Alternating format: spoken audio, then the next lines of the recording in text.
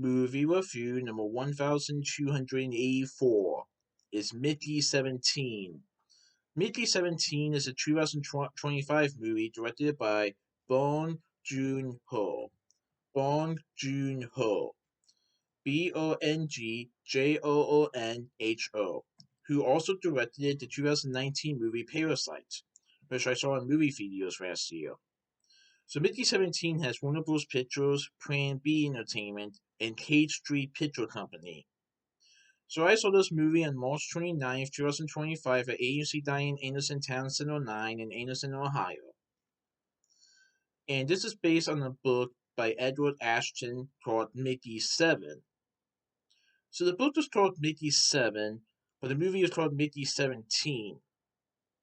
Pretty interesting.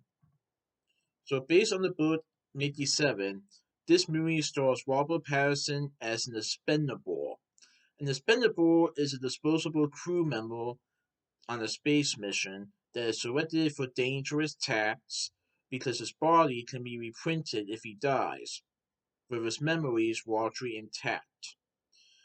So Robert Pattinson's character, who is Mickey Barnes, he's an expendable employee on Niflheim, and basically he becomes an expendable where his body gets reprinted when he dies, and he goes through many iterations of himself. Like I believe we are at his 17th iteration. That's why the movie is called Mickey 17, and then he has an 18th iteration. But with one regeneration though, things go very wrong. As we see in the trailer that Mickey Barnes lies down in bed, and what he doesn't notice at first is that there's another version of himself in the bed. So there's like two versions of Mickey Barnes that shouldn't be there. There should only be one version. That's when things go horribly wrong. So it's Mickey 17 versus Mickey 18. Uh-oh. And let's just say they have to hide this from the higher ups, because if they find out about this, they could terminate them. Both Mickeys. Um yeah, this was a pretty good movie. I know it didn't really do well at the box office, but I thought it was a pretty good movie, and it's another movie that takes place on a distant planet away from Earth. And like I said, it's based on a book. But of course, the book was called Mickey 7. This is Mickey 17.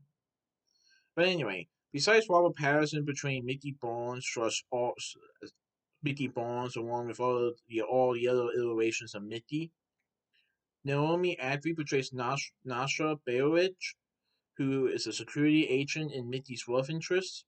Mark Ruffalo portrays Kenneth Marshall. He is an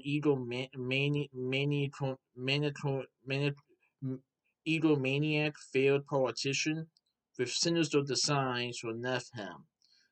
Let's just say that he's one of the main antagonists in the movie.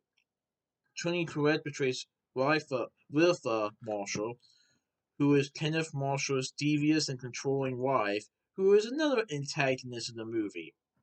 Stephen Yeun portrays Timo, a pirate and Mickey's friend from Earth. Passy Ferran portrays Dorfrey, a scientist. Cameron Britton portrays Altredy, the head of the science team.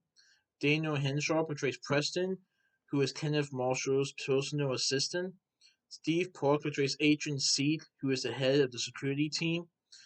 Anna Maria Fortolome portrays Kay Katz, a security agent.